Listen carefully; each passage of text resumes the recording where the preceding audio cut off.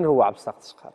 هو أول حاجة رمز من رموز المغرب ككل، لأنه استطاع أنه يوصل الموسيقى المغربية خارج المغرب. وطور الأغنية المغربية هذه من ألحانه. سي شقارة، الأغاني ديالك واش كتكتبها أنت أو كتجيك جاهزة كيكتب لك شي حد، أم هي تراث موجود كتستعمله؟ كنستعمل أولا، بدأت بتراث قديم خليت منه من بعض القصائد الملحون وغيرها، ومنها مالك بن نونان من تطوان، ومنها مالك بن نونان من تطوان رؤيت بنونه. هذوك هما اللي كانوا كيلقنوا هاد القصائد. نعم. هذوك وانت بنت وانت انت اذرى.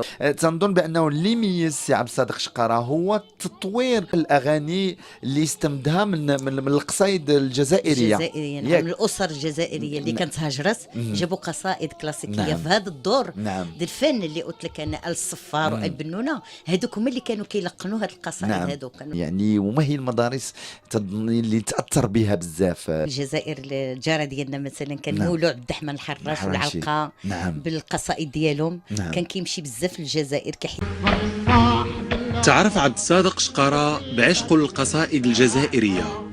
هاد القصائد اللي استمد منها أعمال كثيرة أداها رفقة جوق المعهد الموسيقي لتطوان، واللي قام بتأسيسه سنة 1957.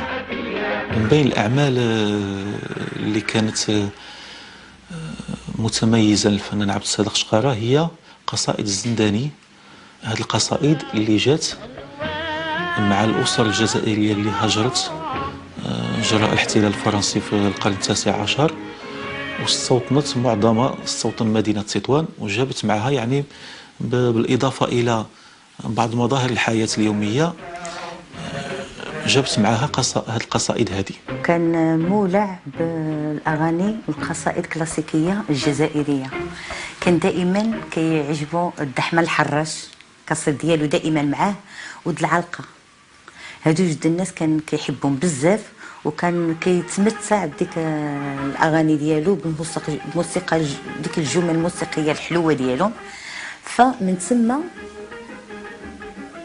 الوالد دار يوظف هاد مجموعة من النغايم، حيث أداها بإتقان كبير جدا،